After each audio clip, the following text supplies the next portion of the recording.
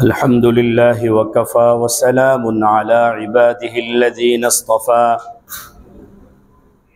أما بعد فأعوذ بالله من الشيطان الرجيم بسم الله الرحمن الرحيم يا أيها الذين آمنوا إذا لقيتم الذين كفروا زحفا فلا تولوهم الأدبار ومن يولهم يومئذ دبره إلا متحرفا لقتال أو متحيزا إلى فئة فقد باء بغضب من الله ومأواه جهنم وبئس المصير فلم تقتلوهم ولكن الله قتلهم وما رميت إذ رميت ولكن الله رمى وليبلي المؤمنين منه بلاء حسنا إن الله سميع عليم ذلكم وأن الله موهن كيد الكافرين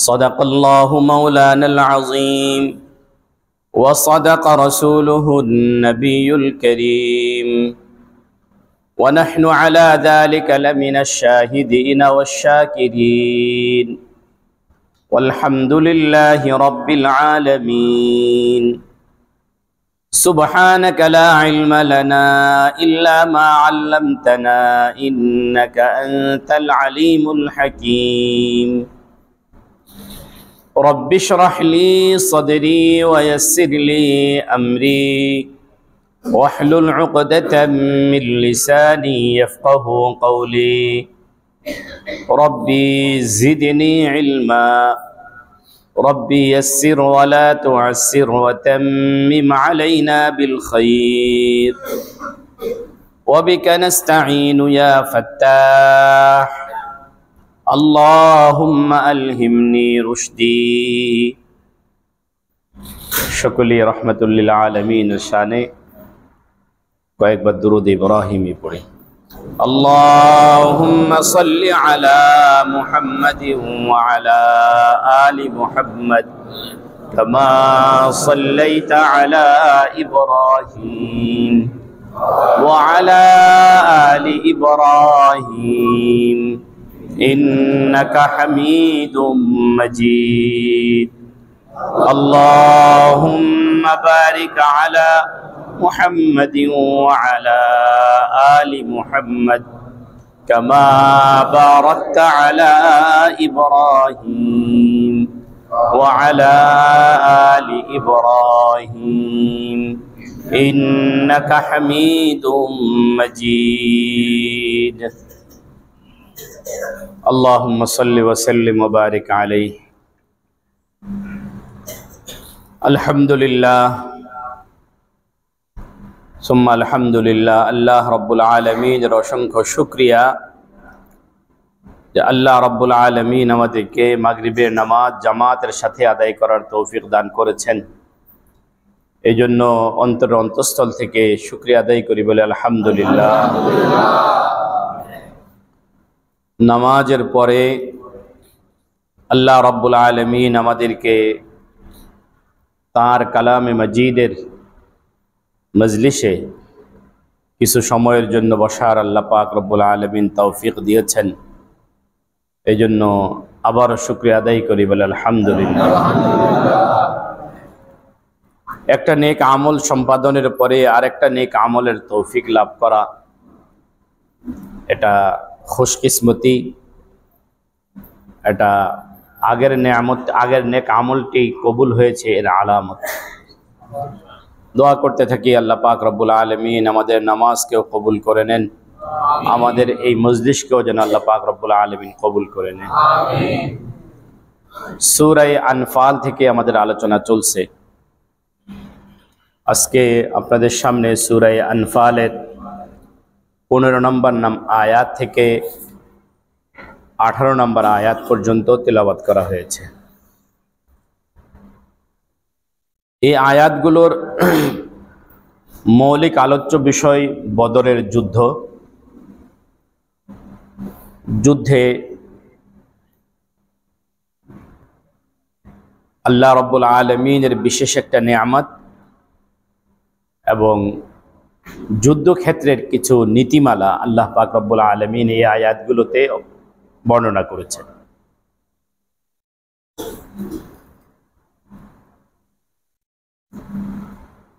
মূল আলোচনায় প্রবেশের আগে কয়েকটি ভূমিকা হিসাবে কয়েকটি কথা বলি।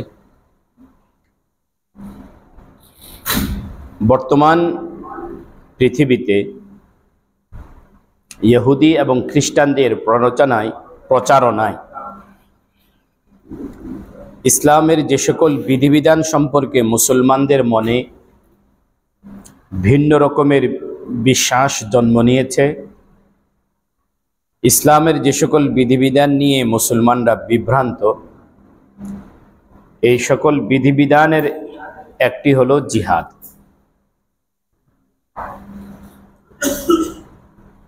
জিহাদ সংক্রান্ত বিভ্রান্তিগুলো বেশ কয়েক রকম।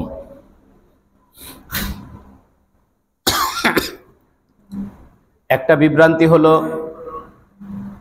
দুশমনের প্রচারণায় জিহাদকে সন্ত্রাসী কর্মকাণ্ড হিসেবে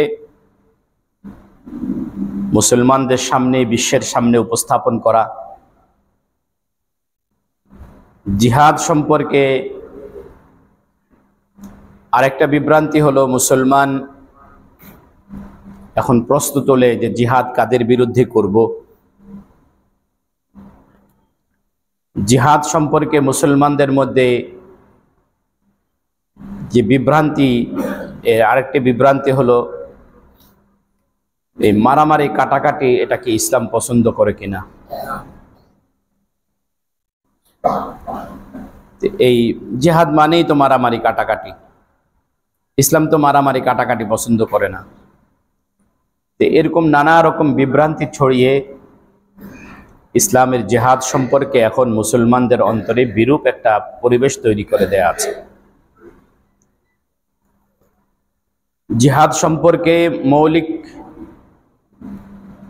একটি গুরুত্বপূর্ণ কথা হলো নবীজি সাল্লাল্লাহু আলাইহি ওয়াসাল্লাম বলেছেন যে যেদিন আল্লাহ রাব্বুল আলামিন আমাকে নবীরূপে প্রেরণ করেছেন সেদিন থেকে নিয়ে শুরু করে আমার উম্মতের শেষ সদস্য যে দাজ্জালকে হত্যা করবে, এই দাজ্জালকে হত্যা করা পর্যন্ত জিহাদ চলবে।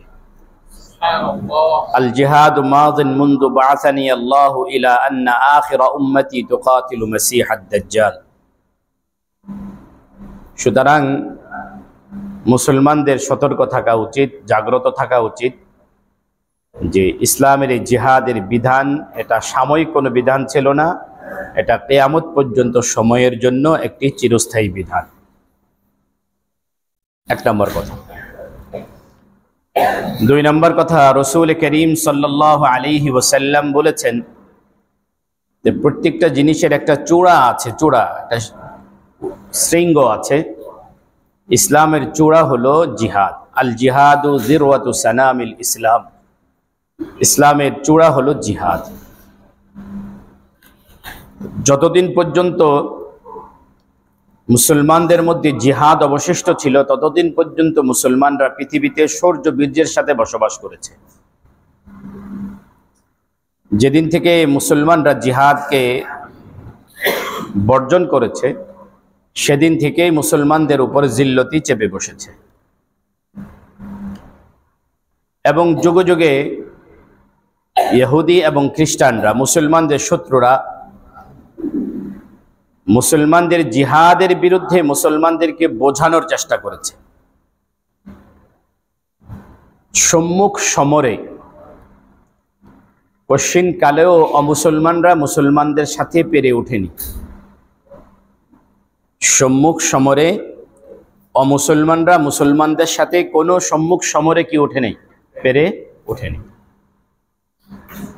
না পারার কিছু কারণ আজকের আয়াতে আছে।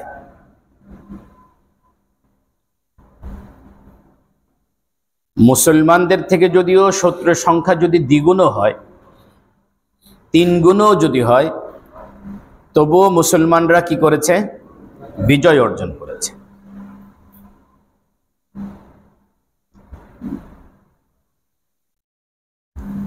এই জন্য শত্রুরা সর্বকালে চেষ্টা করেছে মুসলমানদেরকে জিহাদ থেকে দূরে রাখার জন্য।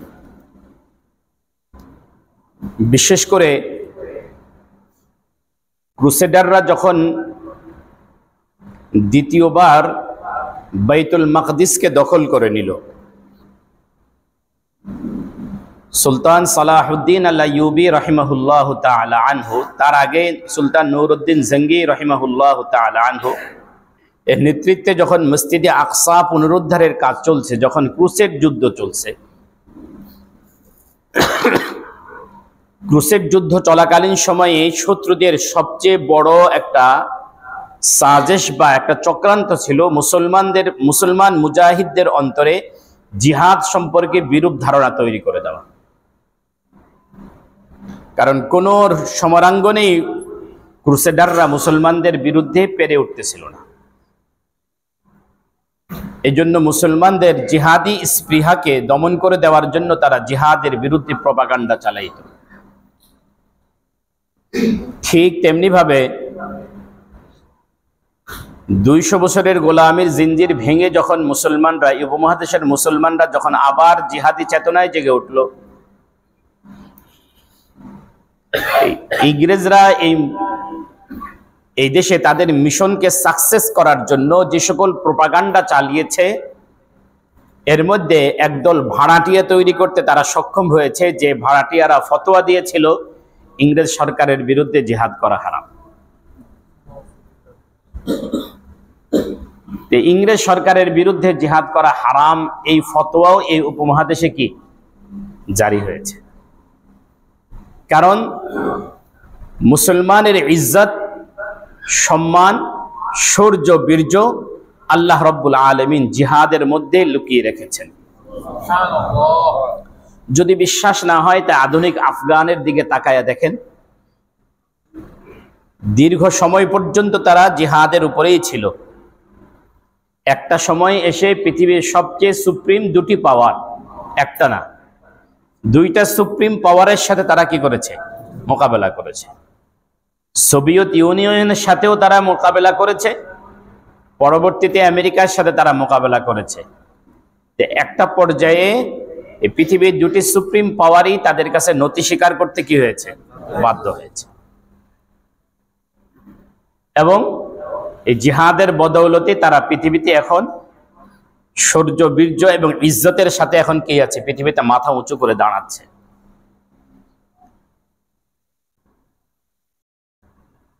মুসলমানদের জন্য আল্লাহ রাব্বুল আলামিন কাফের মুশরিকদের বিরুদ্ধে জিহাদ করাকে আল্লাহ পাক অবধারিত করে দিয়েছেন। আল্লাহ বলছেন, কুতিবা আলাইকুমুল কিতাল। নামাজ যেরকম ফরজ, রোজা যেরকম রমজান মাস আসলে ফরজ হয়, হজ যেরকম মক্কা মুআজ্জামায় যাওয়ার মতো ব্যবস্থা থাকলে ফরজ হয়ে যায়, পরিস্থিতি আসলে জিহাদও এরকম মুসলমানদের উপর ফরজ হয়ে যায়। এটা নফল কোনো ইবাদত না, এটা ফরজ ইবাদত। বলেন জিহাদ কি ফরজ না নফল? ফরজ ইবাদত। কোন ফরজ ইবাদত যদি আপনি না করেন এই জন্য গুনাহগার হবেন, কিন্তু ফরজ ইবাদত সম্পর্কে যদি আপনি বিদ্বেষ পোষণ করেন তাহলে ঈমান থেকে বেরিয়ে যাবেন। এটা সম্পর্কে যদি ঘৃণা পোষণ করেন, এটার ব্যাপারে যদি আপনি প্রশ্ন তোলেন যে এটা অযৌক্তিক, যদি এরকম বোঝাতে চান, তবে আপনি ইসলামের সীমানা থেকে বেরিয়ে যাবেন। আল্লাহ রাব্বুল আলামিন আমাদেরকে বোঝার তৌফিক দান করেন, বলেন না আমিন। জিহাদ কার বিধান? আল্লাহর বিধান। এই জিহাদ সম্পর্কে যতগুলো বিভ্রান্তি আছে, আরেকটা বিভ্রান্তি হলো সশস্ত্র লড়াইটাকে আমরা অনেকে ব্যাখ্যা করে বিভিন্ন কাজকেও আমরা এখন জিহাদ বলে চালায়া দিছি। একজন লেখেন, উনি বলেন আমি কলমের জিহাদ করি। আরেকজন ওয়াজের মাঠে বয়ান করেন, উনি বলেন আমি জবানের কি করি, জিহাদ করি। আরেকজন উনি তসবিহ পড়েন, উনি বলেন আমি এখন নফসের জিহাদ করি। তো মনে রাখবেন, জিহাদ এই শব্দটার যতগুলো ব্যাখ্যা করা হচ্ছে এগুলো মাজাজি ব্যাখ্যা, রূপক ব্যাখ্যা। জিহাদের মৌলিক অর্থ হলো সশস্ত্র লড়াই। বলেন সাহাবায়ে কেরাম রিদওয়ানুল্লাহি আলাইহিম আজমাইন যখন পৃথিবীতে ছিলেন, তখন তাদের মধ্যে যখন হাইয়া আলাল জিহাদ এই ঘোষণা আসতো, কি ঘোষণা? হাইয়া আলাস সালাহ বললে যেরকম আমরা নামাজের দিকে আগায় আসি, তো সাহাবায়ে কেরামের মধ্যেও জিহাদের ঘোষণা হতো হাইয়া আলাল জিহাদ এই শব্দে। এই শব্দে যখন ঘোষণা হতো, সাহাবায়ে কেরাম কেউ কেউ কলম নিয়ে তো দৌড়াইতেন, কি বলেন? হ্যাঁ, কেউ কেউ তসবিহ নিয়ে খানকায় বসে যেতেন। সাহাবায়ে কেরাম সবাই জিহাদ শব্দ হাইয়া আলাল জিহাদ বুঝলে এটাই বুঝতেন তরবারি, বর্ষা, তীর, বল্লম আর ঘোড়া নিয়ে বেরিয়ে যাওয়া, এটাই অর্থ বুঝতেন। এই অর্থটাকে দুশমন এর সফলতা হলো এটাকে ভিন্ন খাতে প্রবাহিত করে দিয়েছে। আল্লাহ আমাদেরকে বুঝার তৌফিক দান করেন। জিহাদ যে ইসলামের বিধান এবং ফরজ বিধান, এই কারণে ইসলামের পক্ষ থেকে, ইসলামের শারে এর পক্ষ থেকে জিহাদের বিভিন্ন নীতিমালা বর্ণিত হয়েছে। জিহাদ আপনি কিভাবে করবেন, কার সাথে করবেন, কোন পরিস্থিতিতে করবেন, জিহাদের নিয়ম কানুন কি হবে, কিভাবে কি করবেন, এই সম্পূর্ণ বিধিবিধান কি হয়েছে, বর্ণিত হয়েছে। যদি এটা ইসলামের কোনো বিধান না হতো তাহলে এর নির্দেশ কোরআনে কারিমে থাকতো না, এর নির্দেশ বাস্তবায়ন নবীজি করতেন না। সাহাবায়ে কেরামও এই জিহাদ করতে গিয়ে নিজেদেরকে, নিজেদের বেবি বাচ্চাকে বিধবা আর এতিম বানাতেন না। বুঝতে হবে জিহাদ ইসলামের একটা কি বলেন, ফরজ বিধান। ইসলামের এই ফরজ বিধানটার গুরুত্ব বুঝাতে গিয়ে আল্লাহ রাব্বুল আলামিন এর নীতিমালা দিতে গিয়ে আজকের আয়াতে কয়েকটা নীতিমালা দিয়েছেন। একটা নীতিমালা হলো জিহাদের ময়দানে যখন সারিবদ্ধভাবে দাঁড়িয়ে যাবেন, শত্রু সংখ্যা বেশি দেখে যুদ্ধের ময়দান থেকে পলায়ন করা মুসলমানদের জন্য জায়েজ নেই। জিহাদের ময়দান থেকে পিছু হটে যাওয়া, পলায়ন করা জায়েজ নাই। কথা বুঝতেছেন কি নাই? জিহাদের ময়দান থেকে পলায়ন করা জায়েজ নাই। আল্লাহকে বলেন, শুনেন, ইয়া আইয়ুহাল্লাযীনা আমানু, হে ওই সকল লোকেরা যারা আমার প্রতি বিশ্বাস স্থাপন করেছে, ইযা লাকীতুমুল্লাযীনা কাফারু যাহফান, তোমরা যখন কাফেরদের সাথে মুখোমুখি হবা লড়াইয়ের ময়দানে, ফালা তুওয়াল্লুহুমুল আদবার, তখন তোমরা কাফেরদের দিকে পিঠ দিও না। কাফেরদের দিকে পিঠ দেওয়ার অর্থ হলো লড়াইয়ের ময়দান থেকে তোমরা পলায়ন করো না, হারাম। জিহাদের ময়দান থেকে পলায়ন করা হারাম।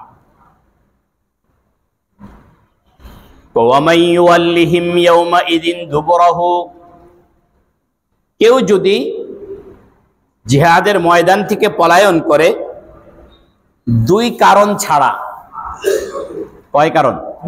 দুই কারণ ছাড়া, ইল্লা মুতাহাররিফান লিকিতালিন আও মুতাহাইয়িজান ইলা ফিআতিন, দুই কারণের এক কারণ হলো যুদ্ধের কৌশলগত পরিবর্তন করার জন্য সাময়িকভাবে শত্রুকে এই কথা বোঝানো যে আমরা পলায়ন করছি, কৌশলগত পরিবর্তনের জন্য, এই এক কারণ। দ্বিতীয় কারণ হলো জড়াইয়ের ময়দানে এখন যে সৈন্যরা আছে এরা দুর্বল হয়ে গিয়েছে, শত্রু সংখ্যা বেশি, পিছন থেকে আরে কিছু মুসলমান সৈন্য সংখ্যা আসার জন্য সাময়িকভাবে যুদ্ধের ময়দান থেকে পিছনে সরে আসা। এই দুই কারণ ছাড়া পৃষ্ঠ প্রদর্শন যদি কেউ জিহাদের ময়দান থেকে করে, ফাকাদ বাআ বিগাদাবিন মিনাল্লাহ, প্রথম সাজা হলো তাদের উপরে আল্লাহ পাকের গজব পতিত হবে। কি পতিত হবে? ওয়া মাওয়াহু জাহান্নাম, এবং তার আখিরাতের ঠিকানা হবে জাহান্নাম। আখিরাতের ঠিকানা কি হবে? জাহান্নাম। ওয়া বিসাল মাসির, জাহান্নাম খুবই নিকৃষ্টতম জায়গা।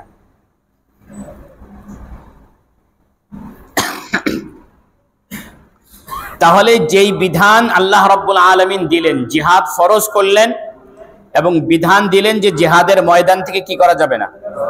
পলায়ন করা যাবে না। তাহলে এবার বুঝেন এটার গুরুত্ব কতটুকু। এবার একটু বিস্তারিত বিষয় বোঝার চেষ্টা করেন। আল্লাহ রাব্বুল আলামিন যে এই পলায়ন করতে নিষেধ করলেন, এই আয়াতগুলো মূলত বদরের যুদ্ধের প্রেক্ষাপটে নাজিল হয়েছে। কোন যুদ্ধের? বদরের যুদ্ধ ইসলামের কয় নাম্বার যুদ্ধ? 1 নম্বর যুদ্ধ। এই যুদ্ধের প্রধান সেনাপতি কে? বলেন মুহাম্মদুর রাসূলুল্লাহ সাল্লাল্লাহু আলাইহি ওয়াসাল্লাম।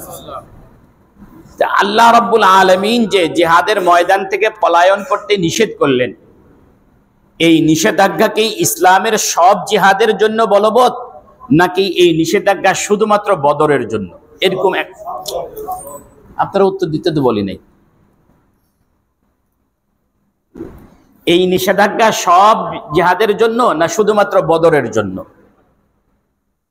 এই প্রশ্নের জবাবে উত্তর হলো 2 রকম। এই প্রশ্নের জবাবে উত্তর কয় রকম? 2 রকম। একটা হলো কিছু কিছু মুফাসসিরিনের বক্তব্য হলো এইটা সব জিহাদের জন্যই বলবৎ, ব্যাপক নির্দেশ, এটা একটা মত। আরেকটা মত হলো না, এটা শুধুমাত্র বদরের যুদ্ধের জন্য বিশেষ নির্দেশ। কোন যুদ্ধের জন্য? বদরের যুদ্ধের জন্য বিশেষ নির্দেশ। যারা বলেন যে এটা বদরের যুদ্ধের জন্য বিশেষ নির্দেশ, এই বিশেষ নির্দেশের বিশেষ কিছু কারণ আছে। এর মধ্যে প্রথম এবং প্রধান কারণ হলো এই যুদ্ধে মুহাম্মদুর রাসূলুল্লাহ সাল্লাল্লাহু আলাইহি ওয়াসাল্লাম স্বয়ং কি আছেন? উপস্থিত আছেন। যদি মুসলমানরা জিহাদের ময়দান থেকে পলায়ন করেন, নবীজিকে রেখে পলায়ন করা হবে, নবীজিকে শত্রুর হাতে সঁপে দিয়ে কি করা হবে? পলায়ন করা হবে, যেটা কশিনকালেও কি নয়, সম্ভব নয়, জায়েজ নয়, কোনোভাবেই মুসলমানদের জন্য শোভনীয় নয়। কথা কি বুঝাইতে পারলাম? এই কারণে এই যুদ্ধের বিশেষ নির্দেশ।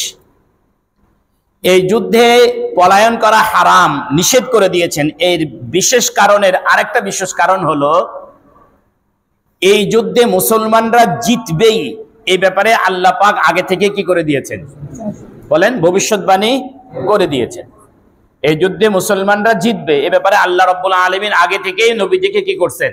জানায়া দিয়েছেন। নবীজি মুসলমানদেরকে আশ্বস্ত করেছেন যে যেখানে আল্লাহ রাব্বুল আলামিনের পক্ষ থেকে জেতার কি আছে? ভবিষ্যৎবাণী আছে, নবীজির পক্ষ থেকে আশ্বাস বাণী আছে, সেখানে শত্রু সংখ্যা বেশি দেখে, নিজেদের হাতে অস্ত্র নাই দেখে পলায়ন করা, নবীজি আল্লাহর এই ভবিষ্যৎ, আল্লাহর এই সুসংবাদ, নবীজির এই ভবিষ্যৎবাণী আস্থার উপরে এক ধরনের অনাস্থা পোষণ করা হবে। এই জন্য বদরের যুদ্ধের জন্য বিশেষ নির্দেশ হলো যে এই যুদ্ধ থেকে কি করা যাবে না? পলায়ন করা যাবে না। বদরের যুদ্ধের ব্যাপারে এটা বিশেষ নির্দেশ হওয়ার আরেকটা বিশেষ কারণ হলো এই যুদ্ধে যদিও মুসলমানদের হাতে অস্ত্র নেই, যদিও এই যুদ্ধে মুসলমানদের সৈন্য সংখ্যা কম, কিন্তু এই যুদ্ধে মুসলমানদের পক্ষে লড়াই করতেছেন জিবরিল এবং মিকাইলের নেতৃত্বে কারা? ফেরেশতারা। তো মুসলমানদের 313 জনের সাথে যদি জিবরাইলের নেতৃত্বে 500 এবং মিকাইলের নেতৃত্বে যদি 500 হয়, তাহলে কত হলো মোট? 1313 জন। কাফেরদের সংখ্যা কত? মুসলমানদের সংখ্যা এখন কত হইল? কাফেরদের সংখ্যা বেশি হলো না মুসলমানদের সংখ্যা বেশি হয়ে গেল? যেখানে মুসলমানদের সংখ্যা কাফেরদের থেকে বেশি আছে, সেখানে কাফেরদের সংখ্যা বাহ্যিক দৃষ্টিতে বেশি দেখা পলায়ন করা কোনোভাবে কি হবে না? সমীচীন হবে। কথা কি বুঝাইতে পারলাম? বদরের যুদ্ধে সম্পর্কে এটা বিশেষ নির্দেশ। এই বিশেষ নির্দেশের আরেকটা কারণ হলো যুদ্ধের ময়দানে যাওয়ার পরে নবীজি সাল্লাল্লাহু আলাইহি ওয়াসাল্লামের জন্য একটা পাতিলার উপরে একটা আরিশ নির্মাণ করা হলো। আরিশ কাকে বলে মনে আছে? যে তাবুর ছাদ নেই এরকম তাবুকে কি বলে? আরিশ বলে। নবীজি সাল্লাল্লাহু আলাইহি ওয়াসাল্লাম সেখানে আল্লাহ রাব্বুল আলামিনের কাছে একটা দোয়া করলেন, যে দোয়াটা নিয়ে আমরা গত মজলিসে আলোচনা করেছি। দোয়াটা হলো আল্লাহুম্মা ইন তুহলিক হাযিহিল ইসাবা লাম তু'বাদ। আল্লাহ, আমার রিসালাতের কামাই হলো এই 313 জন। এই 313 জন যদি ধ্বংস হয়ে যায়, এদেরকে যদি আপনি ধ্বংস করে দেন, তাহলে পৃথিবীতে যে ক্ষতিটা হবে সেটা হলো আপনার ইবাদত, আপনার নাম নেয়ার মতো কেউ থাকবে না। যেই ইসলাম প্রচারের জন্য পাঠাইলেন, যে ইসলামকে প্রতিষ্ঠা করার জন্য পাঠালেন, সেই ইসলাম থাকবে না। না নামাজ থাকবে, না রোজা থাকবে, না হজ থাকবে, না যাকাত থাকবে। শরীয়তের কোন বিধিবিধানই কি থাকবে না। শরীয়তের বিধিবিধান এবং ইসলাম নামক এই দিন যদি থাকতে হয়, তাহলে এদেরকে আপনি কি রাখেন? বাঁচায়া রাখেন। তা এই কথার অর্থ হলো এই 313 জন সাহাবী মানি হলো দিন। 313 জন সাহাবায়ে কেরাম মানে দিন। সাহাবী আছে তো দিন আছে, সাহাবী নাই তো দিন। তাহলে দিন টিকে থাকার জন্য মূল ভিত্তি বা দার মাদার হলো কারা বলেন? সাহাবায়ে কেরাম। এই জন্য আল্লাহ রাসূল সাল্লাল্লাহু আলাইহি ওয়াসাল্লাম সাহাবায়ে কেরামের সমালোচনা করার ব্যাপারে খুব সতর্ক করেছেন। বলছেন আল্লাহ আল্লাহ ফি আসহাবি, আমার সাহাবীদের ব্যাপারে তোমরা খুব সাবধান, খুব সাবধান। হ্যাঁ, ফামান আহাব্বাহুম ফাবিহুব্বি আহাব্বাহুম, যারা আমাকে ভালোবাসে আমার ভালোবাসার কারণে তারা যেন সাহাবীকেও ভালোবাসে। সাহাবীর প্রতি ভালোবাসা আমি নবীর প্রতি ভালোবাসা। ওমান আবগাদাহুম ফাবিবুগযি আবগাদাহুম, কোন সাহাবী সম্পর্কে বিদ্বেষ পোষণ করা মানে হলো আমি নবী সম্পর্কে কি করা? বিদ্বেষ পোষণ। নবীজি খুব সতর্ক করেছেন। এই 313 জনকে আল্লাহ রাব্বুল আলামিনের কাছ থেকে কে চেয়ে নিলেন? নবীজি কি করলেন? চেয়ে নিলেন। বলেন এদেরকে আপনি আপনার দ্বীনের জন্য কি রাখেন? বাঁচায়া রাখেন। যাদেরকে আল্লাহ রাব্বুল আলামিন দ্বীনের জন্য বাঁচায়া রাখলেন, তারাই আবার যুদ্ধের ময়দান থেকে পলায়ন করবে, তাহলে বিষয়টা কি হলো না? নবীজির দোয়ার সাথে আর ওনাদের আচরণের সাথে খাপ খেলো না। এই জন্য আল্লাহ রাব্বুল আলামিন নির্দেশ দিলেন যে বদরের যুদ্ধ থেকে কেউ পলায়ন করতে পারবে না। এবং আলহামদুলিল্লাহ কেউ পলায়ন করেনি। বরং এনারা সাবেত কদম থাকার কারণে, দৃঢ় থাকার কারণে, বদরের ময়দানে অবিচল থাকার কারণে, নবীজি সাল্লাল্লাহু আলাইহি ওয়াসাল্লামকে ছেড়ে না যাওয়ার কারণে, ইসলামের কালিমাকে প্রতিষ্ঠিত করতে গিয়ে কাফেরদের মোকাবেলায় খালি হাতে দাঁড়িয়ে থাকার বিনিময়ে আল্লাহ রাব্বুল আলামিন ইনাদের ব্যাপারে ঘোষণা করে দিলেন যে যাও, তোমাদেরকে আমি মাফ করে দিয়েছি, যতদিন বেঁচে থাকো তোমাদের যা খুশি করতে থাকো, কোনো পরোয়া নাই। বলেন না সুবহানাল্লাহ। ই'মালু মা শি'তুম, তোমাদের যা মন চায় তোমরা করো। ফাইন্নী ক্বাদ গফারতু লাকুম, আমি তোমাদেরকে মাফ করে দিয়েছি। কি পরিমাণ মাফ করলে! এই জন্য বলছি যে যুদ্ধের ময়দান থেকে পলায়ন না করা, পলায়ন করতে নিষেধ করার এই যে নিষেধাজ্ঞা, এটা যারা বলেন যে শুধু বদরের জন্য খাস, তারা এই কারণগুলো কি করে উল্লেখ করে।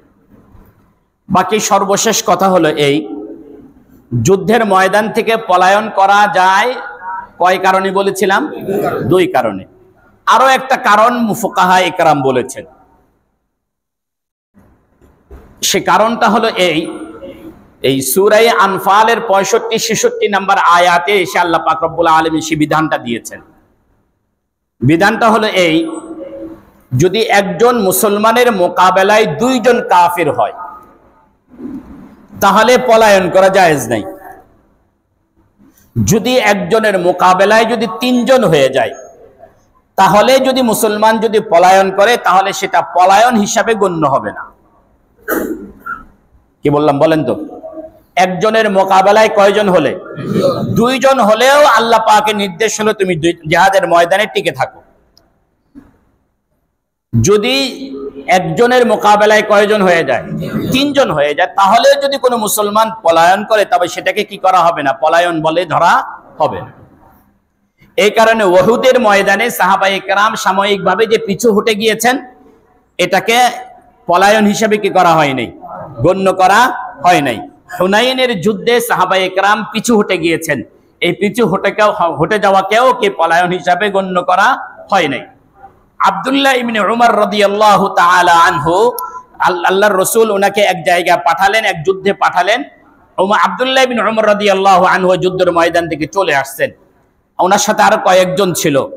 এনারা এসে ভয়ে ভয়ে এখন মদিনায় অবস্থান করতেছেন, নবীদের সামনে যাবেন কি যাবেন না খুব ভয় পাচ্ছিলেন। পরে এক পর্যায়ে ওনারা ফজরের নামাজের আগে রাসূল করিম সাল্লাল্লাহু আলাইহি ওয়াসাল্লামের সাথে দেখা করলেন, বললেন, ইয়া রাসূলুল্লাহ, আমরা তো অপরাধী, আমরা পলায়ন করে চলে আসছি। নবীজি তাদেরকে সান্ত্বনা দিয়ে বললেন, না, তোমরা পলায়ন করে আসো নাই, বরং তোমরা আমি নবীর কাছ থেকে এসেছো আরো শক্তি অর্জন করার জন্য, আরো শক্তি অর্জন করার জন্য। ও আনা ফিআতুকুম, আমি তোমাদের শক্তি। আব্দুল্লাহ ইবনে উমর রাদিয়াল্লাহু তাআলা আনহুর মতো ব্যক্তি, উনি নিজেকে ওনার ইলম, ওনার ফজল বা ওনার অবস্থানের কারণে নিজেকে নিজে অপরাধী মনে করেছেন, কিন্তু আল্লাহর রাসূল তাকে কি দিয়েছেন? সান্ত্বনা দিয়েছেন, অভয় দিয়েছেন। তো ফুকাহা ইকরামের সর্বশেষ সিদ্ধান্ত হলো এটা, ইসলামের সর্বশেষ সিদ্ধান্ত হলো এই যে কোনো মুসলমানের মোকাবেলায় যদি দুইয়ের অধিক যদি কাফের শত্রু সংখ্যা হয়ে যায়, তখন মুসলমান যদি যুদ্ধের ময়দান থেকে কি করে চলে আসে, এটাকে পলায়ন হিসাবে ধরা হবে। বাকি ইসলামের ইতিহাস হলো এমন একটা ইতিহাস যে ইতিহাসে মুসলমানদের ইতিহাসে পলায়ন শব্দটা নাই। কে নাই বলেন? মুসলমানদের ইতিহাসে পলায়ন শব্দটা, মুসলমান কোন ময়দান থেকে পালিয়ে গেছে এরকম ইতিহাস নাই, বরং ভিন্ন রকম ইতিহাস আছে। মৌতার যুদ্ধে মুসলমান ছিল 3000। মৌতার যুদ্ধে মুসলমান ছিল কতজন? কাফের শত্রু সংখ্যা সম্মুখ সমরে ছিল 1 লাখ, পিছনে ছিল 1 লাখ। সামনে ছিল কয় লাখ? পিছনে ছিল কয় লাখ? 1 লাখ। 2 লাখের মোকাবেলায় কতজন? 3000। যুদ্ধের জয় কাদের পক্ষে? মুসলমানদের পক্ষে। স্পেনের যুদ্ধে তারিক বিন জিয়াদ, স্পেনের যুদ্ধে উনি মুসা ইবনে নুসাইরের নেতৃত্বে, মুসা ইবনে নুসাইরের নির্দেশে রাজা রড্রিকের বিরুদ্ধে যখন রণাঙ্গনে দাঁড়াইলেন, রাজা রড্রিকের সৈন্য সংখ্যা ছিল 70,000। কত? 70,000। আর মুসা ইবনে নুসাইরের তারিক ইবনে জিয়াদের সৈন্য সংখ্যা ছিল 17,000। 17,000 নিয়ে কত হাজারের মোকাবেলা? 70,000-এর মোকাবেলায় ইতিহাস লেখে রাজা রড্রিক জিতছে না পরাজিত হয়েছে? পরাজিত হয়েছে। পৃথিবীর ইতিহাসে, মুসলমানদের ইতিহাসে হলো জয়ের ইতিহাস। যদি কোন রণাঙ্গনে মুসলমানদের পরাজয় ঘটেছে, মনে রাখবেন সেখানে মীর জাফর ছিল, এই কারণে পরাজয় হয়েছে। যদি কোনো রণাঙ্গনে মুসলমানদের মধ্যে মীর জাফর যদি না থাকছে, সেখানে মুসলমানরা পরাজয় বরণ করে নেই। মিসকাতের একটা হাদিস আপনাদেরকে শোনাই। রাসূল করিম সাল্লাল্লাহু আলাইহি ওয়াসাল্লাম বলেছেন, সারা পৃথিবীর সমস্ত কাফের মুশরিক যদি একসাথেও হয়, তবু মুসলমানদের একটা পশমও ছিঁড়তে পারবে না। নবীজি কি বললেন? সারা পৃথিবীর সকল মুসলমান একসাথে হয়ে গেল, মুসলমানদের কোনো ক্ষতি করতে পারবে। এখন কি মুসলমানদের ক্ষতি করতে পারতেছে কিনা? তারা পারতেছে। কিভাবে পারতেছে? নবীজি বললেন কোনো ক্ষতি করতে পারবে না, অথচ এখন আমরা দেখতেছি মুসলমানদের ক্ষতি হচ্ছে। বলে এই প্রশ্নের জবাবে ওলামা একরকম একটা সুন্দর উদাহরণ দিয়েছেন। গাছ কাটার জন্য আমরা কুড়াল ব্যবহার করি। কি ব্যবহার করি? কুড়াল ব্যবহার করি। কুড়াল দিয়ে কি করা যায়? গাছ কাটা যায়। কিন্তু এই কুড়াল দিয়ে ততক্ষণ পর্যন্ত গাছের একটা চিকন ডালও কাটা যাবে না, যতক্ষণ না কুড়ালের ভিতরে আরেকটা গাছের ডান্ডা লাগানো হবে। কথা ঠিক আছে? কুড়ালের ভেতর যতক্ষণ পর্যন্ত আপনি ডাঁট না লাগাবেন, ততক্ষণ পর্যন্ত কুড়াল দিয়ে গাছের কোনো ডালও কি, যখনই আপনি একটা ডাঁট লাগাইয়া ফেললেন, এই কুড়াল দিয়ে পুরা বিশাল বড় বড় গাছও কি করা যাবে? কাটা যাবে। ঠিক ততক্ষণ পর্যন্ত কাফের মুশরিকরা মুসলমানদের কোনো ক্ষতি করতে পারবে না। তখনই তারা মুসলমানদের ক্ষতি করতে সক্ষম হবে মুসলমানদের মধ্যে কোনো কুলাঙ্গার যদি তাদের জন্য ডাক হিসেবে যখন ব্যবহার হবে।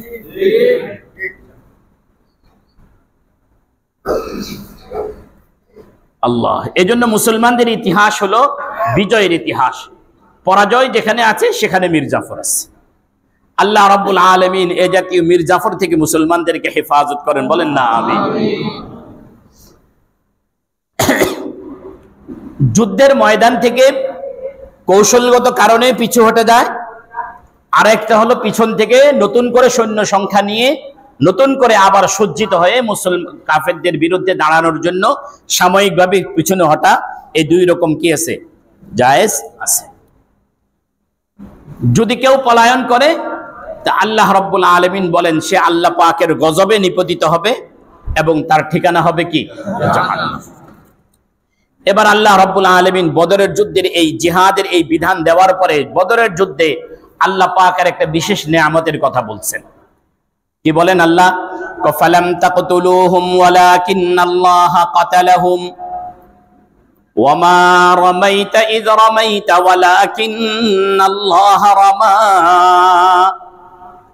ওয়ালিয়ুবলিয়াল মুমিনিনা মিনহু বালাআন হাসানা ইন্নাল্লাহা সামিউন আলীম যালিকুম ওয়া আন্নাল্লাহা মুহিনু কাইদিল কাফিরিন।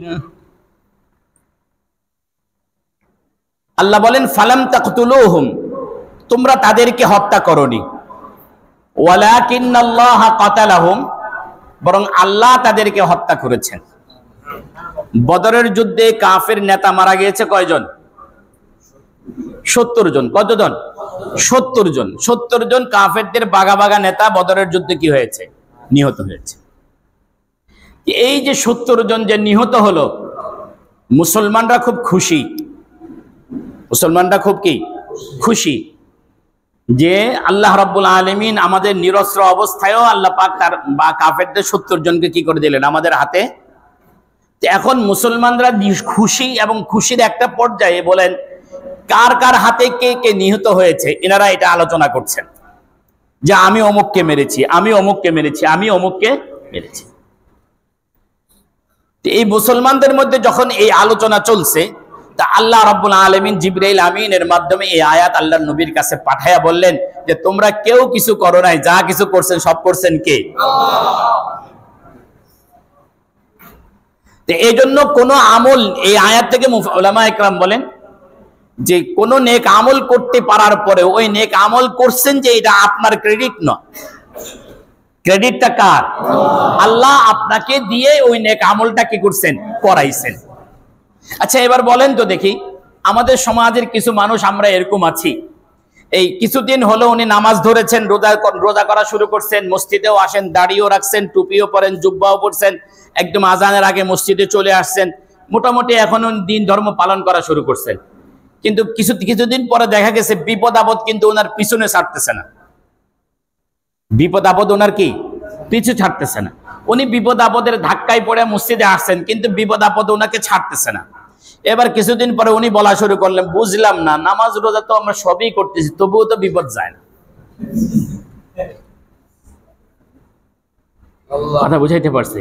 এখন উনি বুঝাইতে চান নামাজ রোজা কইরা উনি যেন আল্লাহর উপরে কি করতেছেন? দয়া দেখাইতেছেন। আল্লাহর উপরে কি দেখাইতেছেন? এরকম একটা ভাবসাব কি হয়ে যায়, তৈরি হয়ে যায়। মানে শয়তান কতভাবে ধোঁকা দেয়, এটাও একটা শয়তানের কি। তো এই সম্পর্কে আপনার মনে যদি এরকম ধারণা আসে তাহলে আপনি বুঝে রাখেন যে আপনি সেজদা দিতেছেন যে আল্লাহ রাব্বুল আলামিনের কুদরতি কদমে, এটা আপনার কোনো ক্রেডিট না, বরং এটা মনে করেন যে আল্লাহ পাক আপনাকে সেজদা দেওয়ার কি দিছে? তৌফিক দিছে। মিন্নত মনে কে খেদমতে সুলতান হামি কুনি মিন্নত শনা সাজো কে বখদমত বিদাশতাত। সাখসাদি রহমতুল্লাহি আলাইহি বলেন কোন কর্মচারী যদি বাদশাকে কথা বলে, বাদশা আমার সাথে সাবধানে কথা বলেন, আমি কিন্তু আপনার খেদমত করি, ঠিক আছে না? কি বলেন? কর্মচারী কি কোনো মালিককে কথা বলতে পারবে? বরং কর্মচারীর তো উচিত এই কথা মনে করা যে আমাকে দয়া করে আপনি কি রাখছেন? খেদমতে রাখছেন। আমরা এখন দুই চারটা সেজদা দিতে পারি আল্লাহকে যেন বুঝাই আল্লাহ আমি তো আপনাকে সেজদা দিতেছি, আমাকে এখন ভালো রাখার দায়িত্ব আপনার। আল্লাহ আমাদেরকে হেফাজত করেন, সকলে বলে আমিন। শয়তান কিন্তু এই লাইনও ধোঁকা দেয়। আশরাফ আলী থানভী রহমতুল্লাহ আলাইহি বলেছেন শয়তান আরেক লাইনে ধোঁকা দেয়, সেটা হলো এই যে আপনার ভিতরে রিয়া তৈরি করে দিবে, লৌকিকতা তৈরি করে, আরে আমি তো অনেক মুসল্লি হয়ে গেছি, এই ধরনের কি দিবে। আবার কিছু মানুষ আছে এরকম এই লৌকিকতার ভয় আবার নামাজ ছেড়ে দিবে।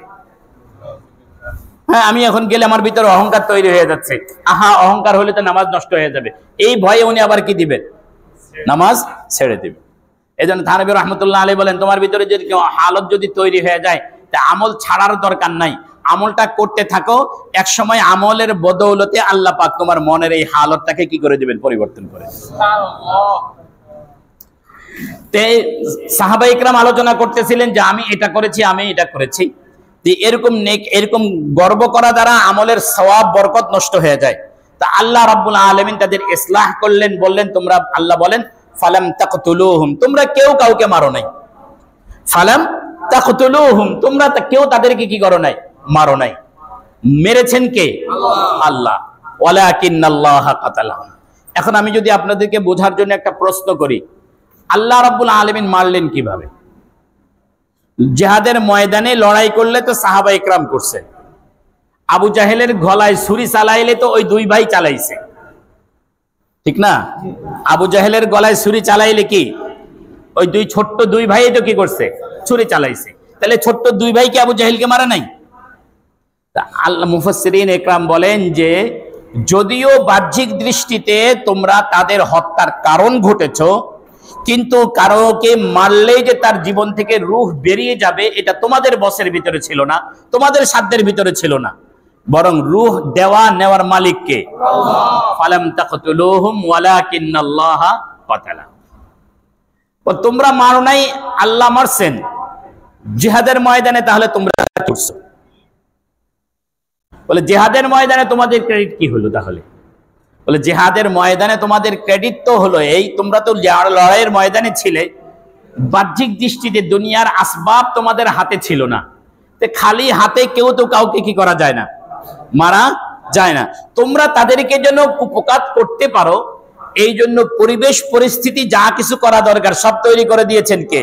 আল্লাহ। এই জন্য আল্লাহ বলছেন ফালাম তাকতুলুহুম ওয়ালাকিন্নাল্লাহা কাতালাহুম।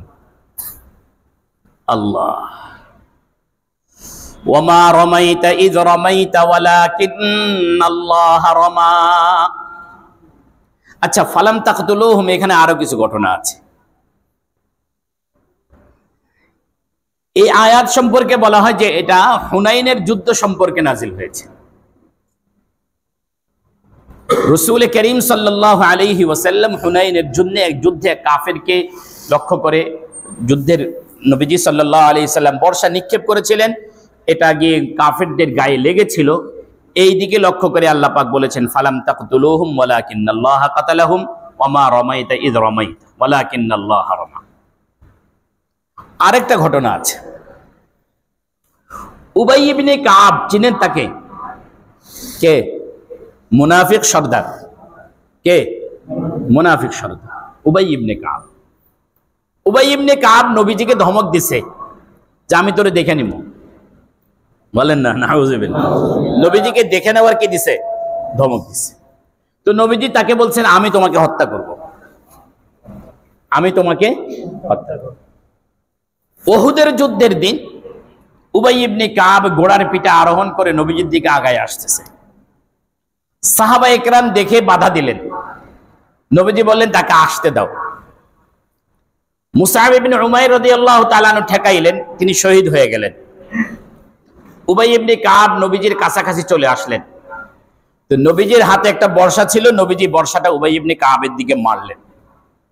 এটা গিয়ে উবাই ইবনে কাবের পাঁজরের মধ্যে লাগলো, লাগার কারণে তেমন বড় ক্ষতি হয় নাই, কিন্তু এই এতটুকু লাগার কারণে সে চিল্লানি শুরু করলো যে আমি শেষ, আমি কি শেষ। তাকে উহুদের ময়দান থেকে নিয়ে যাওয়া হলো, পথের মাঝখানে সে মরে গেল। ওই নবীজির এতটুকু আঘাত সে কি করতে পারে নাই, এই আঘাতে সে কি হয়ে গেল, মারা গেল। এখানে একটা মাসালা মনে রাখেন, কোন জাতি বা কোন ব্যক্তি যদি নবীকে আক্রমণ করে, কোন নবীকে আক্রমণ করে, তা আল্লাহ পাক রব্বুল আলামিন তাকে ছেড়ে দেন না, তার ঠিকানা হলো জাহান্নাম। নবীও যদি কাউকে হত্যা করেন তাহলে তার ঠিকানাও কোথায়? জাহান্নাম। হানজালা ইবনে আবু সুফিয়ান নামে একজন নবী ছিলেন বনি ইসরাইলের। কি নাম বলছি? হানজালা নামে সাহাবী আছেন, একজন নবীও ছিলেন হানজালা ইবনে আবি সুফিয়ান।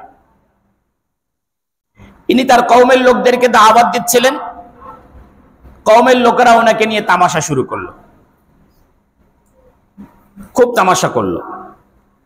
তামাশার এক পর্যায়ে কওমের লোকেরা এই নবীকে, হানজালা ইবনে আবু সুফিয়ানকে ধরে, একটা কুয়া ছিল, যেই কুয়ার ভিতরে তারা ময়লা জিনিস ফেলতো, ডাস্টবিন হিসেবে ব্যবহার করত, ওটার ভিতরে ঢুকায়া উপরে যা ঢাকনা আটকায় দিচ্ছে।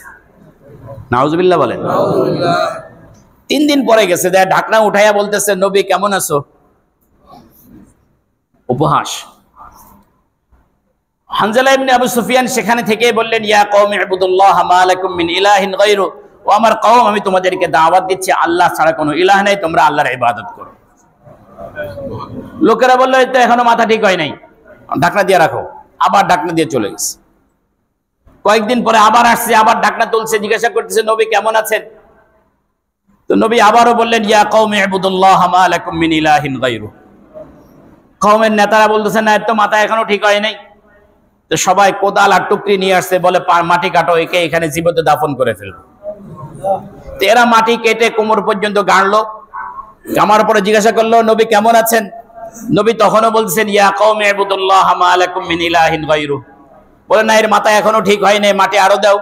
মাটি দিয়ে গলা পর্যন্ত গাড়লো। গাড়ার পরে জিজ্ঞাসা করলো, নবী কেমন আছেন? নবী তখনও বললেন, ইয়া কওমি ইবুদুল্লাহ মা লাকুম মিন ইলাহিন গায়রু।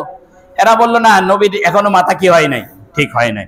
মনে রাখবেন, আল্লাহ রাব্বুল আলামিন যাদেরকে দ্বীনের জিম্মাদার দিয়ে পাঠান, তাদের শরীরের উপরে যত আঘাতে আসুক না কেন, যত বাধা বিপত্তি আসুক না কেন, তারা দ্বীনের দাওয়াত দিয়েই যেতে থাকেন, দিয়ে যেতেই থাকবে। এই নবীদের উত্তরসূরি উলামা ইকরামের উপরেও কি যে যত রকমের আক্রমণ আসুক না কেন, যত বিপদ আসুক না কেন, তবুও নবীর উত্তরসূরি উলামা ইকরাম দ্বীনের কথা বলা বন্ধ করেন নাই, করবেনও না ইনশাআল্লাহ। কি বলেন? শুধুমাত্র দ্বীনের কারণে, আমি আবারও বলছি, শুধুমাত্র দ্বীনের কারণে, ধর্মের কারণে যদি পৃথিবীর ইতিহাসে কেউ যদি জেল জুলুম সহ্য করে থাকেন, তারা উলামা ইকরাম, আর কেউ না। কি বলেন? উলামা ইকরাম যারা মাঠে ময়দানে সত্য কথা বলেন, বাতিলের বিরুদ্ধে কথা বলেন, অন্যায়ের বিরুদ্ধে কথা বলেন, তারা তো চাইলে নিরাপদ, কথাগুলো না বলে নিরাপদও থাকতে পারে। তারপরও কেন বলেন? যেহেতু তাদেরকে আল্লাহ রাব্বুল আলামিন নবীর ওয়ারিস বানাইছেন। নবীরা যেরকম মৃত্যুর মুখে দাঁড়িয়ে আল্লাহর বাণী মানুষের কাছে পৌঁছাইছে, নবীর ওয়ারিসরাও মৃত্যুর মুখে দাঁড়িয়ে ফাঁসির কাষ্ঠে ঝুলেও তারা সত্যের কথাগুলো বলে যায়। এক পর্যায়ে কওমের লোকেরা হানজালা ইবনে আবি সুফিয়ান আলাইহিস সালামকে পুরাটা জীবিত মাটি দিয়ে ঢেকে ফেললো, ঢেকে মাটির উপরে নাচানাচি শুরু করলো। যখনই মাটির উপরে নাচানাচি শুরু করলো, আল্লাহ রাব্বুল আলামিনের গায়রতে আসলো। আল্লাহ পাক হযরত জিবরাইলকে পাঠাইলেন। জিবরাইল আলাইহিস সালাম এসে পুরা কওমের লোককে নিস্তেনাবুদ করে দিলেন।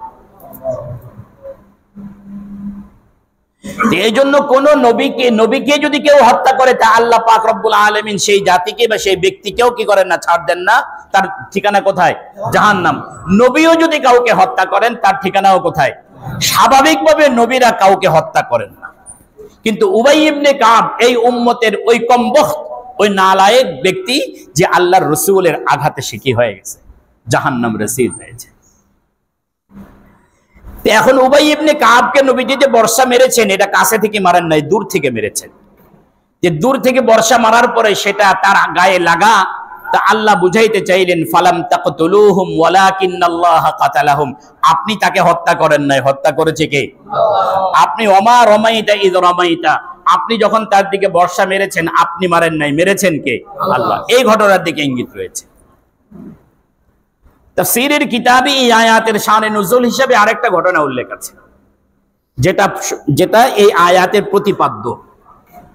সেটা হলো বদরের যুদ্ধের সময়, বদরের ময়দানে কাফিররাও যখন সারিবদ্ধভাবে দাঁড়ালো, মুসলমানরাও সারিবদ্ধভাবে দাঁড়ালো, সেই সময় জিবরিল আমিন নবীজির কাছে আসলেন। নবীজির কাছে এসে নবীজিকে বললেন, এক মুঠ মাটি নেন এবং এটা কাফেরদের দিকে লক্ষ্য করে নিক্ষেপ করেন। সুবহানাল্লাহ বলেন। তো নবীজি এক মুষ্টি মাটি নিলেন, ওই মাটির মধ্যে শাহাতিল ওয়ুজুহু লা ইউযগিমুল্লাহু ইল্লা হাযিহিল মাআতিস, এটা পরে ফু দিলেন। ফু দিয়ে এটা নবীজি নিক্ষেপ করলেন। এই মাটি এক মুঠ বালি, এই এক মুঠ বালি আল্লাহ রাব্বুল আলামিন প্রত্যেকটা কাফেরের চোখে, নাকের দুই ছিদ্রে এবং গালে পৌঁছায়া দিলেন। এরা সবাই এখন চোখ ডলা নিয়ে ব্যস্ত, নাক ডলা নিয়ে ব্যস্ত। যখন চোখ আর নাক নিয়ে যখন ব্যস্ত হয়েছে, হাতের অস্ত্রগুলো কি হয়ে গেছে? পড়ে গেছে। মুসলমানরা সেটা গনিমত হিসেবে তুলে নিছে, লড়াই শুরু হয়ে গেছে, মুসলমানদের পাল্লা ভারী হয়ে গেছে। তা আল্লাহ রাব্বুল আলামিন এই ঘটনার দিকে ইঙ্গিত করে বলেন, ফালাম তাকতুলুহুম ওয়ালাকিন্নাল্লাহ কাতালাহুম। আপনারা তোমরা কি করো না, হত্যা করো না, হত্যা করেছেন কে? আল্লাহ। ওমা রামাইতা ইয রামাইতা, আপনি যখন নিক্ষেপ করেছেন তখন আপনি নিক্ষেপ করেন নাই, ওয়ালাকিন্নাল্লাহ রামা, নিক্ষেপ করেছেন কে? আল্লাহ। এখানে একটা বড় মজার কথা হলো এই কাফের মুশরিকরা যারা নিহত হলো, বলেন তো এই হত্যার দায় মুসলমানদের উপরে আল্লাহ রাখছেন না আল্লাহ নিজের উপরে নিছেন? কথা বলেন না, আল্লাহকে মুসলমানদের উপরে রাখলেন না নিজের উপরে নিলেন? আল্লাহ পাক রব্বুল আলামিন এই কাফের মুশরিকদের হত্যার দায়টা মুসলমানদের উপরে না রেখে নিজের উপরে নিয়ে নিয়েছেন, মুসলমানদেরকে বারি ও জিম্মা বানায় দিয়েছেন। এক ওরিয়েন্টালিস্ট এরা বলে নাশুম্মু মিন তারিখিল ইসলাম রাইহাতাদ দিমা, বলে আমরা ইসলামের ইতিহাসের মধ্যে শুধু রক্তের ঘ্রাণ পাই। এই জাতীয় ওরিয়েন্টালিস্টের জবাব আল্লাহ রাব্বুল আলামিন দিয়ে দিয়েছেন, বলে মুসলমানদের হাতে যারা নিহত হয়েছে তারা মুসলমানদের হাতে নিহত হয় নাই, এদেরকে হত্যা করেছেন কে? আল্লাহ। যিনি বানাইছেন তিনি হত্যা করেছেন তার বিরুদ্ধে দুশমনির কারণে, মুসলমানদের কোনো কি নাই, হত্যার কোনো দায় নাই। বলে কেন আল্লাহ রাব্বুল আলামিন এই কাজ ঘটাইলেন? বলে ওয়ালিয়ুবলিয়াল মুমিনিনা মিনহু বালাআন হাসানা, বলে আল্লাহ রাব্বুল আলামিন কাফের মুশরিকদেরকে নিহত করলেন মুসলমানদেরকে বিশেষ একটা নিয়ামত দেওয়ার জন্য। বলেন না সুবহানাল্লাহ। বদরের যুদ্ধে 70 জন নিহত হয়ে যাওয়া এটা মুসলমানদের জন্য বিশাল বড় একটা নিয়ামত। মুসলমানদের জন্য নিয়ামত কিভাবে হলো? বলে এই মানুষগুলো, এই আবু জাহেল, উতবা, সাইবা, এই বড় বড় হুমরা চমড়া গুলো, এগুলোই তো 13টা বছর মুসলমানদেরকে মক্কায় দিছে, কষ্ট দেয় নাই? কষ্ট দিছে। যারা মুসলমানদেরকে কষ্ট দিছে, ইসলামের পথকে যারা কণ্টাকে কণ্যক করে দিয়েছে, ইসলামের চলার পথে যারা বাধা দিয়েছে, আল্লাহ পাক রব্বুল আলামিন বদরের যুদ্ধে এনে তাদেরকে মুসলমানদের হাতে শেষ করে দিয়ে ইসলামের পথকে কণ্টক মুক্ত করে দিলেন, ইসলামের পথকে মসৃণ করে দিলেন। এটা মুসলমানদের জন্য বিশেষ বড় একটা কি ছিল? নিয়ামত ছিল। যে মুসলমানদেরকে হিজরত করতে যারা বাধ্য করলো, শুধু হিজরত করতে বাধ্যই করেন নেই, মুসলমান যাতে হিজরত করতে না পারে সেই ব্যবস্থাও তারা করলো। যার কারণে মুসলমানরা গোপনে হিজরত করতে হলো। প্রকাশ্যে হিজরত করতে গেলে আবু জাহেলের বাহিনী এসে রাস্তায় দাঁড়িয়ে সমস্ত সম্পত্তিগুলো যাদের রেখে দিল। এমনও ঘটনা ঘটেছে, হিজরত করতে গিয়ে মায়ের কাছ থেকে 4 সন্তানকে রেখে দিয়েছে, স্বামীর কাছ থেকে স্ত্রীকে রেখে দিয়েছে। এমনও ঘটনা ঘটেছে, এমনও ঘটনা ঘটেছে শরীরের কাপড় পর্যন্ত রেখে দিয়েছে। কাপড়হীন, বস্ত্রহীন আব্দুল্লাহ যুল বাজাজাইন কাপড়গুলো খুলে তার কাছ থেকে রেখে দিয়েছে। বলে এমন পরিস্থিতি যেই লোকগুলো তৈরি করেছে, তারা বদরের যুদ্ধে তাদেরকে আল্লাহ পাক রব্বুল আলামিন নিহত করে মুসলমানদের প্রতি বিশেষ কি করলেন? অনুগ্রহ করলেন। ওয়ালিয়ুবলিয়াল মুমিনিনা মিনহু বালাআন হাসানা ইন্নাল্লাহা সামিউন আলিম। আল্লাহ তোমরা যা বলেন শুনেন, তোমরা তোমাদের অন্তরে যা কিছু লালন করো সব জানেন। বলে বদরের যুদ্ধে কাফেরদের এই সৈন্যদেরকে নিহত হওয়াটা যালিকুম ওয়া আন্নাল্লাহা মুহিনু কাইদিল কাফিরিন, এই জন্য করেছেন যেহেতু আল্লাহ পাক কাফেরদেরকে বেইজ্জত করবেন, এই কারণে আল্লাহ পাক এই ঘটনাগুলো কি করছেন? ঘটাইছেন। এখানে প্রাসঙ্গিক আরেকটা কথা বলে আজকে আলোচনা শেষ করব। কাফেরদের মধ্যে সবচেয়ে বড় জাদরেল নেতা ছিল কে? বদরের যুদ্ধে নিহত যারা হয়েছে তাদের মধ্যে বলেন তো? আবু জাহেল। এই পৃথিবীতে আল্লাহ রাব্বুল আলামিন তার দুশমনদের থেকে প্রতিশোধ নেয়ার ক্ষেত্রে আল্লাহ পাক রব্বুল আলামিনের একটা সুন্নাহ বা একটা নিয়ম হলো এই, যে যত বেশি শক্তিশালী আল্লাহ পাক তাকে তত ক্ষুদ্র এবং দুর্বল জিনিস দ্বারা তাকে হত্যা করেছে। আল্লাহ পাকের দুশমনদের সিরিয়ালে আবু জাহেল, দুশমনদের সিরিয়ালে ফেরাউন, দুশমনদের সিরিয়ালে হস্তি বাহিনী, দুশমনদের সিরিয়ালে নমরুদ। দেখেন আবু জাহেল দুশমন, এই দুশ্মনদের সিরিয়ালের মধ্যে আবু জাহেল কিন্তু দুর্বল। এই সিরিয়ালে নমরুদ, ফেরাউন, হস্তি বাহিনী, আবু জাহেল, এই 4 সিরিয়ালের মধ্যে আবু জাহেলটা কি দুর্বল। তা আবু জাহেল যেহেতু সবচেয়ে দুর্বল, এই কারণে আবু জাহেলকে আল্লাহ পাক রব্বুল আলামিন হত্যা করাইলেন অপেক্ষাকৃত একটু শক্তিশালী দ্বারা, 2টা ছোট্ট বালক দ্বারা। হস্তি বাহিনী যেহেতু তার চেয়ে বড় শক্তিশালী ছিল, তা আল্লাহ পাক তাদেরকে হত্যা করাইলেন ছোট্ট কি দ্বারা? পাখি দ্বারা। ফেরাউন আরো বেশি শক্তিশালী ছিল, তাকে আল্লাহ পাক রব্বুল আলামিন হত্যা করাইলেন পানি দ্বারা, পানিতে ডুবায়া। নমরুদ আরো বেশি শক্তিশালী ছিল, আরো বেশি দুশ্মন ছিল, এত বেশি দুশ্মন ছিল সে নমরুদ হামানকে বলতেছে, হামান একটা সিঁড়ি লাগাও। কি লাগাও? একটা সিঁড়ি লাগাও, একটা টাওয়ার বানাও। কি হইছে? আমি লাআল্লি আত্তালিউ ইলা ইলাহি মূসা। আর নমরুদ তো আল্লাহ রাব্বুল আলামিনকে তীর মেরে ফেলছে। তা আল্লাহ রাব্বুল আলামিন তাকে হত্যা করছেন কি দ্বারা? ল্যাংড়া, ভালো সুস্থ মশা না, ল্যাংড়া মশা দ্বারা। তা আল্লাহ রাব্বুল আলামিন পৃথিবীতে এই দুশ্মনদেরকে হালাক করার মধ্য দিয়ে পৃথিবীর সামনে একটা নজির স্থাপন করলো যে যত বেশি তুমি ক্ষমতা দেখাও না কেন, আমি তোমার সকল ক্ষমতা সত্ত্বেও পৃথিবীর সবচেয়ে দুর্বল জিনিস দ্বারা তোমাকে আমি কি করে দেব? শেষ করে। পৃথিবীর সবচেয়ে দুর্বল জিনিস দ্বারা তোমাকে আমি শেষ করে দিতে সক্ষম। যালিকুম ওয়া আন্নাল্লাহা মুহিনু কাইদিল কাফিরিন। বলে কাফেরদেরকে আল্লাহ রাব্বুল আলামিন বদরের ময়দানে নিহত করার মাধ্যমে, হত্যা করার মাধ্যমে এ কথা বুঝাতে চাইলেন। এজন্য হত্যা করালেন যেহেতু আল্লাহ রাব্বুল আলামিন কাফেরদেরকে পৃথিবীতে অপমান করতে চান। আল্লাহ এখানে আরেকটা জরুরি কথা না বললেই নয়। জরুরি কথাটা হলো, এই বদরের যুদ্ধে 70 জন নিহত হলেও আরো 70 জন কি হয়েছে? বলেন, বন্দী হয়েছে। আরো 70 জন কি হয়েছে? ভালো করে একটু বুঝেন, খুবই গুরুত্বপূর্ণ কথা বলছে এখন। যেটা এই 70 জনকে বেঁধে মসজিদের সাথে, মসজিদের বিভিন্ন পিলারের সাথে বেঁধে রাখা হলো। যুদ্ধ করতে হবে এই ব্যাপারে আল্লাহর তরফ থেকে নবীজি নির্দেশ পাইলেন। 2টা বাহিনীর একটা বাহিনীর সাথে মোকাবেলা হবে, এই কথাও আল্লাহর তরফ থেকে নবীজি জানলেন। যে কোনো এক কাফেলার উপরে আল্লাহ পাক মুসলমানদেরকে বিজয় দিবেন, এটাও আল্লাহ রাব্বুল আলামিন নবীজিকে কি করলেন? জানাইলেন। 70 জন কেন বদর যুদ্ধের ময়দান থেকে সরা যাবে না, এই বিষয়েও নির্দেশ জারি করলেন। কাফেরদেরকে তিনি অপমান করতে চান, এটাও আল্লাহ পাক জানাইলেন। সব কিছু জানানোর পরেও 70 জন যে বন্দী হলো, এই 70 জনকে কি করা হবে এই ব্যাপারে কোনো নির্দেশ আল্লাহর নবীকে দিলেন না। এই ব্যাপারে কোনো নির্দেশ কাকে দেন নাই? আল্লাহর নবীকে কি করেন নাই? কোনো নির্দেশ দেন। আল্লাহর তরফ থেকে কোনো ওয়াহি না পেয়ে বা কোনো নির্দেশ না আসার পরিপ্রেক্ষিতে নবীজি কি করলেন? সাহাবায়ে কেরামকে নিয়ে পরামর্শ বসলেন। সুবহানাল্লাহ বলেন। নবীজি কি করলেন? বলেন বলেন কি করলেন? তাদের সাথে, এবং সাহাবীদের পরামর্শ নবীজি কি করলেন? গ্রহণ করলেন। সাহাবীদের সাথে পরামর্শও করলেন এবং তাদের পরামর্শ কি করলেন? গ্রহণ করলেন। এবং সেই পরামর্শ গ্রহণ করে সেই মোতাবেক সিদ্ধান্তও নিলেন। সুবহানাল্লাহ বলেন। আচ্ছা, এতগুলো বিষয়ে আল্লাহর তরফ থেকে এই সমাধান আসতে পারলো, এই বিষয়ে কি আল্লাহর তরফ থেকে সমাধান নবীজি পাইতে পারতেন না? কিন্তু আল্লাহ পাক সমাধান দেন নাই। না দেওয়াটা আল্লাহ পাকের একটা কুদরতের একটা হিকমত ছিল। সুবহানাল্লাহ বলেন।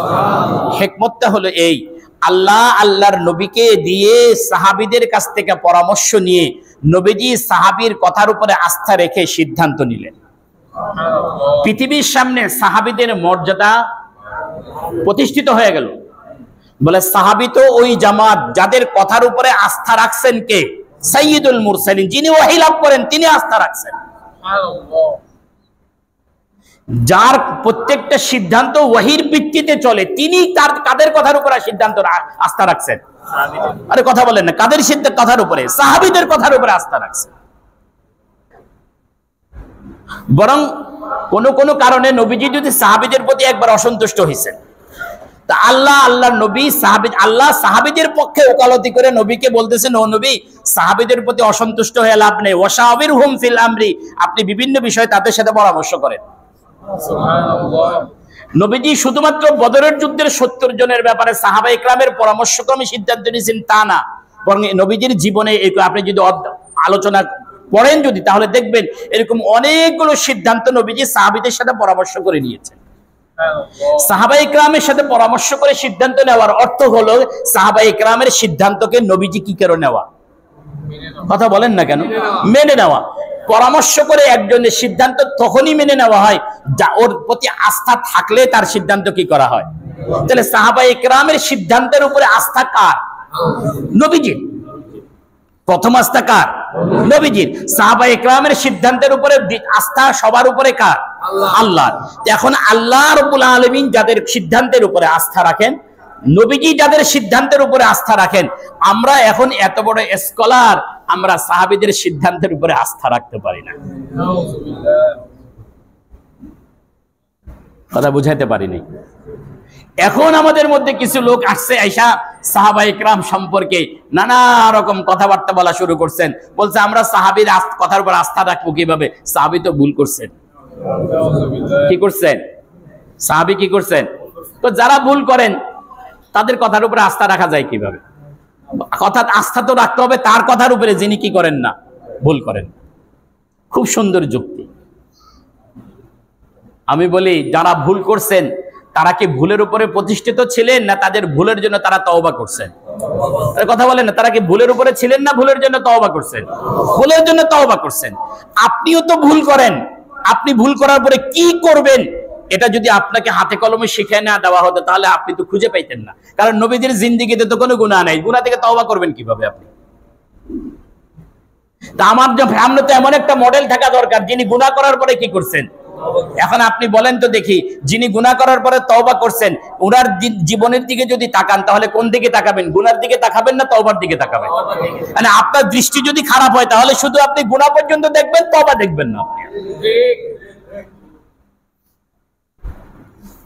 এখন ওনারা শুধুমাত্র গুনাহ দেখে, শুধুমাত্র ভুলগুলো দেখে, এরপরে যে তওবা আছে, এরপরে যে আল্লাহর পক্ষ থেকে রাদিয়াল্লাহু আনহুমের ঘোষণা আছে, এই রাত কানার দলগুলো সেটা দেখে না। আল্লাহ আমাদেরকে বুঝার তৌফিক দান করেন, যার কারণে তারা সাহাবায়ে কেরামকে সত্যের মাপকাঠি তারা কি করতে পারেন না, মানতে পারেন।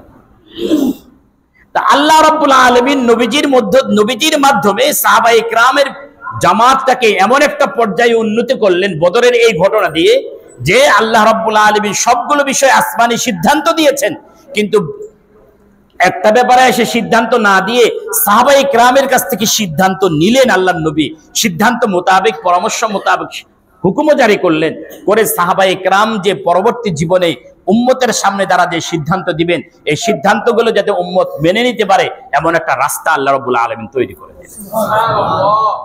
আল্লাহ রাব্বুল আলামিন আমাদেরকে কথাগুলো বুঝার আমল করার তৌফিক নসিব করেন, সকলে বলে আমিন। আল্লাহুম্মা সাল্লি আলা মুহাম্মাদিন ওয়া আলা আলি মুহাম্মাদ